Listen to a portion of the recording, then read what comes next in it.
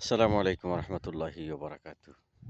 সম্মানিত দর্শকবৃন্দ, আজকে আমরা দেখতে পেলাম দাখিল এবং এসএসসি সমান পরীক্ষার রেজাল্ট প্রকাশিত হয়েছে।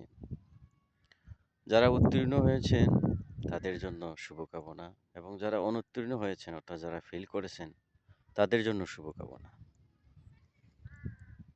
যারা উত্তীর্ণ হয়েছেন তাদের জন্য পরামর্শ রইল সামনের দিকে কিভাবে আরও ভালো রেজাল্ট করা যায়, পরবর্তী ক্লাসে কিভাবে ভালো রেজাল্ট করা যায় তার জন্য চিন্তা করা, ভালো রেজাল্ট করা, চেষ্টা করা। আর যারা ফেল করেছেন তাদের জন্য পরামর্শ দিচ্ছি, বিশেষ করে অভিভাবকদেরকে বলছি আপনারা তাদেরকে দোষারোপ করবেন না।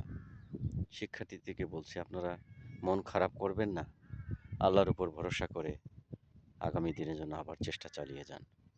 যে সাবজেক্টে আপনি অত্যন্ত দুর্বল, যে সাবজেক্টে আপনি তুলনামূলকভাবে পাশ করতে পারেন নাই, ফেল করেছেন, আপনি সেই সাবজেক্টকে টার্গেট করে বছরের শুরুতে এখন থেকেই আপনি পরিকল্পনা নিন। ইনশাআল্লাহ দেখবেন আপনি আগামীতে ভালো রেজাল্ট করতে পারবেন।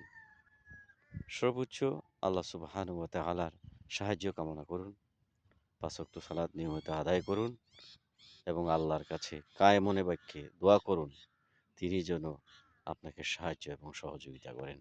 ধন্যবাদ সবাইকে। আসসালামু আলাইকুম রহমতুল্লাহি ওয়া বারাকাতুহু।